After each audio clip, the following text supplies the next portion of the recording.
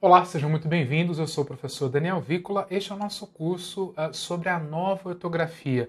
Então, dúvidas de alguns, dúvidas de poucos, de muitos, dúvidas, na verdade, de todos nós. Novas regras trazem novas exceções. Estamos aqui para trabalhar tanto com as soluções, quanto com os novos problemas criados, gerados pela nova ortografia.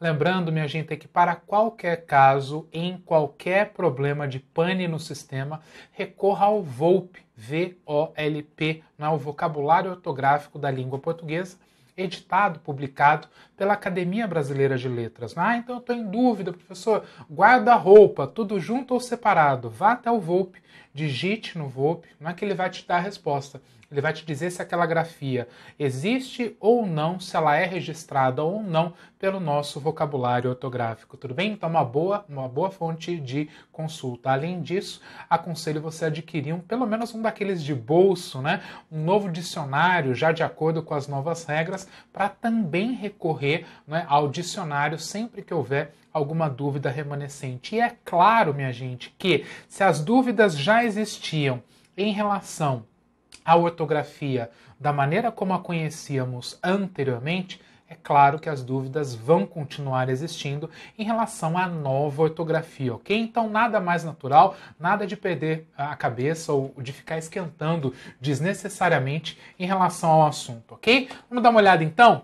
O que muda com a nova ortografia aqui no Brasil, de que maneira as novas regras ortográficas afetam a grafia das palavras como fazíamos aqui no Brasil. Vamos dar uma olhada no que nos interessa de perto? Vejam lá, tenho aqui uma tirinha do Grump que diz: vejamos as outras regras. As letras K, W e Y voltam ao alfabeto. Na boa, mas acho que esse povo da reforma está completamente desinformado.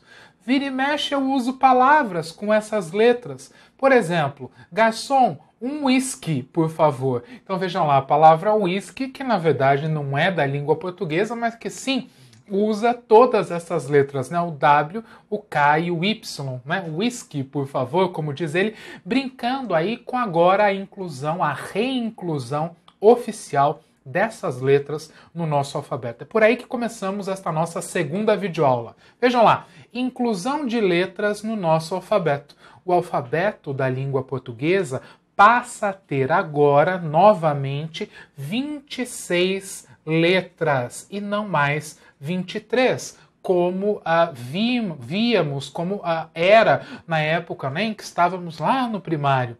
Vejam lá, ficamos com a seguinte sequência: A, B, C, D, E, F, G, H, I, J, K. Preste atenção na posição, ok? O K fica entre o J e o L.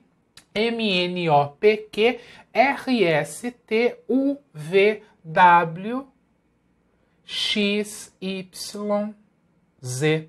Ok? Preste atenção, então, inclusive na posição dessas letras na nossa ordem alfabética. As letras K, W e Y são usadas em várias situações. Por exemplo, na escrita de símbolos de unidades de medida, como quilômetro, quilograma e watt.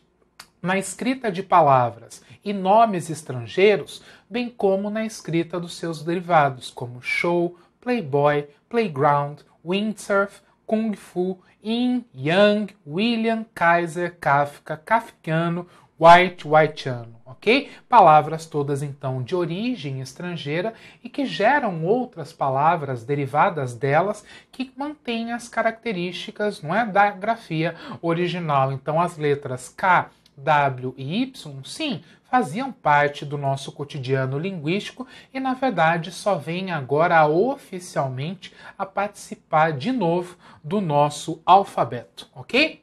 Vejam lá, mais uma vez o Grump, novos problemas com ortografia. Bom, vejamos as novas regras. O trema não será mais usado. Por exemplo, linguiça perde o trema e fica linguiça? Não, linguiça. Lembra? A pronúncia não muda.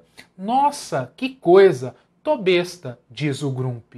Sabia que linguiça tinha trema? E aí o papo, minha gente, é o seguinte. O trema, para nós, falantes da língua portuguesa aqui no Brasil já não era empregado há muito tempo. Mesmo nos veículos escritos, né, o jornal, as revistas, dificilmente você via o emprego do trema, né? Nós já tínhamos nos desabituado ao trema há algum tempo. Né? Então, não é de hoje que as pessoas deixam de colocar o trema e parece que está tudo bem. Tanto que o cartunista aqui brinca justamente com essa situação. Nossa, eu tô besta. Não porque o trema sumiu, mas porque a palavra tinha trema e eu nunca utilizei. Então, o trema, para nós, não é? No nosso caso, falantes da língua portuguesa no Brasil, já vai tarde e um abraço. Né? Já não utilizávamos, tinha um bom tempo. Né? Então o trema pra gente não é nenhum grande drama, não é nenhuma grande perda, ok? Bom, falando dele, eliminação do trema. Não se usa mais o trema, o sinal colocado sobre a letra U para indicar que ela deve ser pronunciada nos grupos gue, gui, que e qui, gerando então as novas grafias. Vejam lá, linguiça, 50, ensanguentado, pinguim, consequência, eloquência, eloquente, sequestro, tranquilidade e tranquilo. Todas essas palavras, por incrível que pareça, um dia já tiveram o trema, não é? Mas repare, há muito tempo você já não vê, você já não coloca, e parece que essa regra do trema já tinha sido criada por nós há muito tempo, na é verdade? Então o trema não fará a menor falta, garanto para você. O trema permanece apenas em nomes próprios, estrangeiros e em palavras derivadas desses nomes próprios estrangeiros. Então aqui eu tenho, por exemplo, Miller e milleriano, ok? Derivado da palavra do nome próprio estrangeiro, mantém o trema por respeito à grafia do idioma original, ok? Só nesses casos. De resto, como eu mostrei aqui no meu slide, o trema some, desaparece das palavras em língua portuguesa, ok? Sobre o uso do H, vamos dar uma olhadinha e ver o que mudou. Vejam lá, mantém-se o H inicial. Em que casos? Em razão da origem da palavra, ou seja, um primeiro critério etimológico. Não é? Quando eu falo de origem da palavra, eu estou pensando na história, no caminho que ela percorreu dentro da língua. Então, a palavra homem mantém o seu H porque deriva do homine, ok? Com H também. Então, esse H está aí por conta da origem da palavra, ok? Hábito mantém o seu H inicial porque vem de hábitos, ok? Então, de novo, o critério etimológico, né, já existia na palavra primitiva, foi mantida na versão portuguesa derivada. O H também se mantém em casos convencionais, ou seja, ele se mantém por convenção, como, por exemplo, em, interjeições, ok? Em que há esse A com H, esse em com H, esse com H, por força de uma convenção, tá? Então, as interjeições eram grafadas dessa forma, continuam sendo grafadas dessa forma. Quando está no segundo elemento que se liga ao primeiro por hífen. Então, olha só, eu tenho aqueles casos em que há um primeiro elemento da palavra composta e o segundo elemento é um elemento começado por H. Não é? Em muitos desses casos, eu tenho a manutenção desse H. Então, super-homem não vira super-homem, tudo junto sem H, ok? Sobre-humano, então eu separo o sobre do humano e o humano mantém o H, ok? Anti-higiênico, em que esse H também é mantido, anti-higiênico. Anti-horário, ok? Sentido anti-horário, em que também a palavra horário, não é, mantém o H, não é? Por conta da tradição, é escrita com H mesmo. No final de interjeições, então ele aparece tanto no começo quanto no final de interjeições, como é o caso de a, é, i, ok? Mantido nas interjeições, seja no início, seja no final, ok? Agora, ainda falando sobre o uso da letra H, elimina-se o H inicial em que casos? Eu acabei de falar para você dos casos de manutenção, o H que é mantido. Agora eu vou falar para você dos casos em que o H inicial das palavras é eliminado. Preste atenção.